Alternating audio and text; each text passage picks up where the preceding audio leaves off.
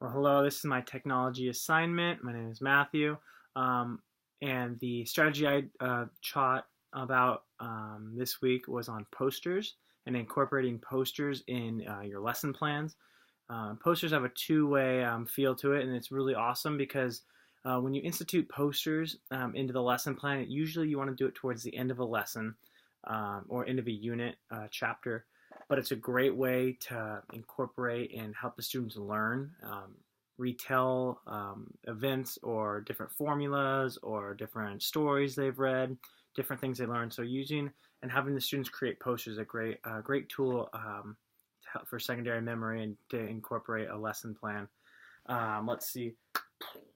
You can tap into prior knowledge if you wanted to do it in the beginning of the lesson and ask them to, or a teacher could give a prompt and have the students make a poster about what they think it is. It's also a great way for to create a positive and social interactions, especially for ELL students. So if you had just finished a lesson on mathematics and you're talking about perimeters and areas of all the different shapes, triangles, parallelograms, squares, trapezoids. What you could do then is divide the class into groups and have them get together and write out. And so something similar to this page right here, if I did this on a poster, but what it shows is all the different shapes and then their perimeter formulas and also their area formulas. And so this way, if the students began to draw on a poster board the area and perimeter, then they would be able to have fun with it. They're working together in a small group.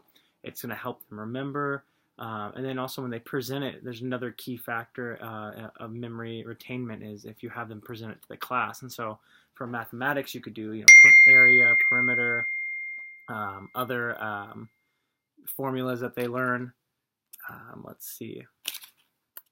They could also, let's see, for class rules, I talked about, you could have your students draw out or write out your class rules on a poster board, or even just draw pictures of the actual rules. So if you walked into a class and you saw this posted on the wall, you would clearly see no phones, right, or no texting. And so the students, you wouldn't even have to tell them. I mean, you probably would, but throughout the year, they would be reminded every day as they came into class, they saw a poster board on the wall with a phone crossed out. And this helps with teachers because it reduces the time teachers have to talk.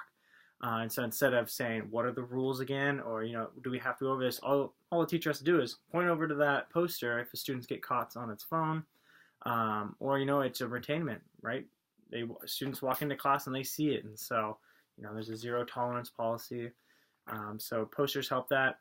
It's also a great starting off way. So if I had a poster and I walked into class and I'm like, all right, well, here's, my name is Matthew and here's some different things about me. If I had to present about myself, right, I could do a couple different items.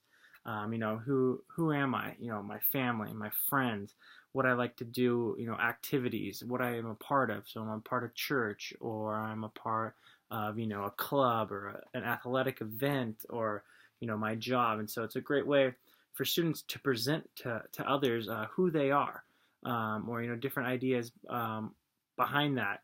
But it gives the ideal of a visual representation. And that's what's awesome about posters is you get to see it not only as a teacher and teaching, you can show them the visual poster, but for students as well, they get to witness it and see it as well, and that helps with memory.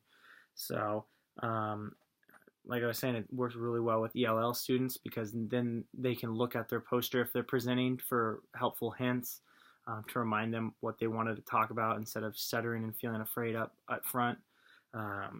It's a great way to help with vocabulary learning. If you post the vocabulary words or write your vocabulary words on a poster board and you have it posted in class for that section or for that lesson or chapter, then the students will always see it. And so it's a great way for students. You can do graphic organizers of many different types. For English, if you're talking about stories, you could have your quick write set up on there. And so different questions like who, what, when, where, and why. And you could post, the title could be quick writes.